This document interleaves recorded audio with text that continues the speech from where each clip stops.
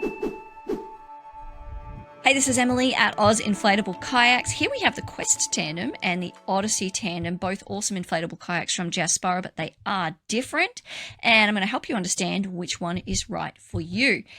I'm a huge fan of lightweight. Having a lightweight kayak for me is really, really important. I don't like lifting heavy things. I don't like setting up heavy things. A lot of customers that call us have back issues and don't want heavy stuff. So the fact that the Quest Tandem is 17.1 kilograms and I can literally get it up over my head by myself is huge. I love it. I love that I have a really good quality tandem kayak that's big enough and long enough, but I can still go out solo because I can get it down to the water by myself. So huge, huge feature of this kayak. Meanwhile, the Odyssey is 20.3 kilograms. Now, that's actually only 3 kilograms different, and 20.3 for this is a 4.5 meter inflatable kayak is pretty good actually. You can see I'm struggling. Like that difference from 17 to over 20 is where I go from, yeah, I can lift this to, quick, take the picture, right? So just a heads up, this one for me is not an option for solo paddling, and that's going to be true for a lot of our customers. And we have a lot of customers that are towing and that need to keep the weight down anyway. So why would we make a kayak heavier? And this is where you can see the difference. So it's fundamentally the size of the kayak. You can see straight up the Odyssey is 4.5 meters long, the Quest 4 meters. So you got an extra half a meter of length. The internal width is also wider on the Odyssey at 50 compared to 45 for the Quest. So the reason we made a bigger kayak is so that you can fit more in, right? So if we look at the kind of use case scenario for this, every now and then we get two paddlers that are both very tall. You can fit one tall and one average size paddler in the Quest, no problem. It is quite long internally, longer than a lot of the other tandems or kayaks that are marketed as tandem on the market. But you can get two tall people in the Odyssey.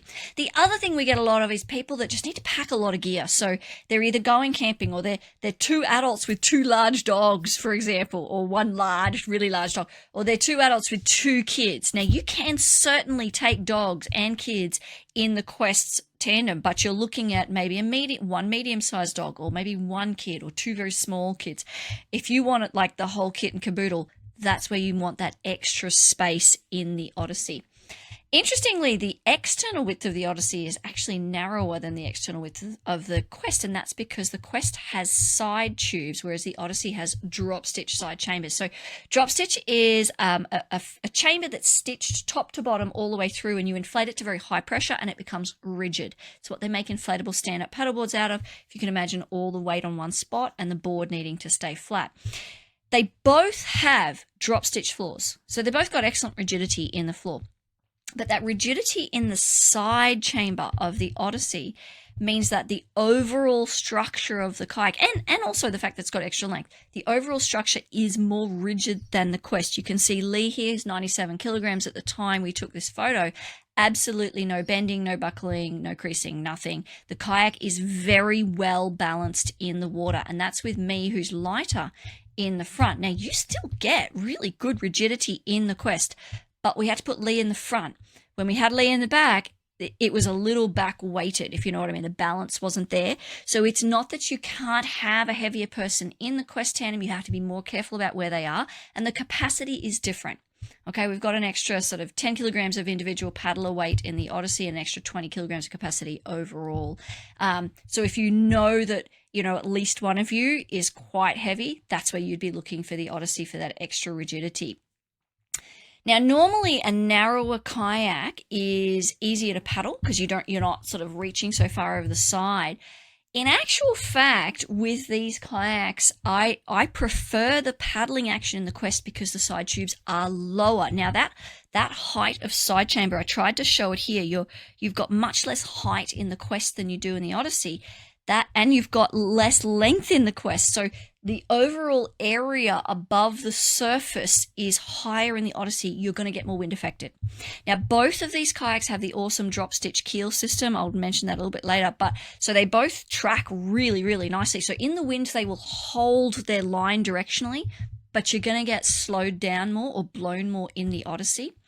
In terms of staying dry, the Odyssey's marginally better. These are both open deck sit on top kayaks, right? There's no spray skirt. You're going to get drips from your paddle. You're going to get a bit of splash, but you're going to get a bit more splash and a bit more drips coming in with the Quest than the Odyssey. And the getting in and out, in my opinion, is easier with the Quest Tandem. You have a slightly more width, and you have these sort of side tubes that it's very, very stable. Now, both kayaks are very stable when you're in them. So the reason that Odyssey Tandem, if you go back and have a look at the width here, the reason we gave that more width internally was to get stability. So many of the full drop stitch canoe style kayaks on the market are quite narrow, and they're too tippy for things like kids, dogs, and fishing. And so then you're cutting out a lot of activities there. You're cutting out a lot of versatility. So it's very stable once you're in it, but because it has a side wall, it's harder to just turn around and flop yourself into it. Whereas the Quest, honestly, you could fall into this one and you'd still be fine. And I raise that because a lot of our customers do have concerns about getting in and out of kayaks that are, low to the ground. In terms of the tracking, so they both have this awesome drop stitch keel system. These drop stitch keels go into the water, and they both have excellent tracking.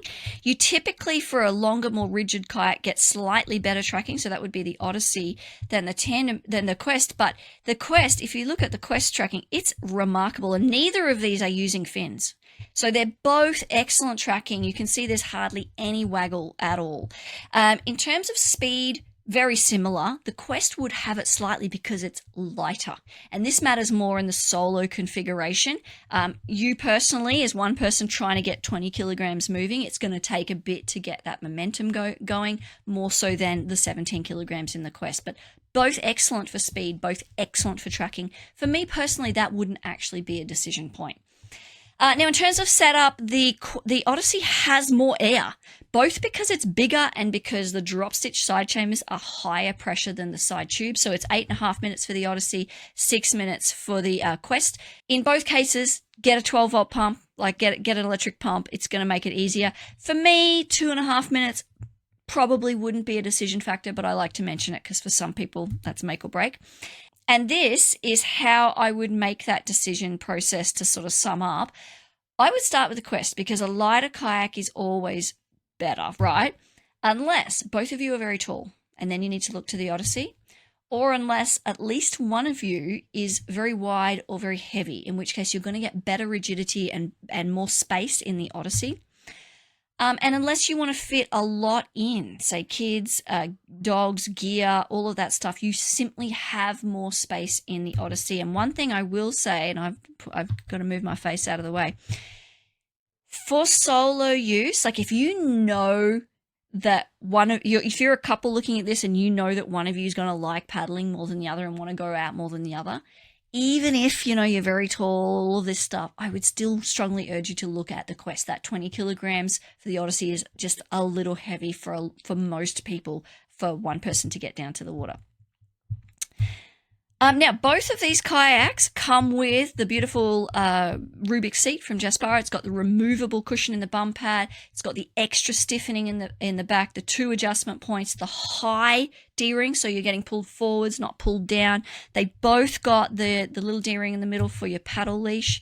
They've both got the adjustable foot pegs that I love, so you can brace your feet. They both got both front and rear deck lifts so that you're not getting water dumping in your kayak. They've both got D-rings and bungee lacing, both bow and stern.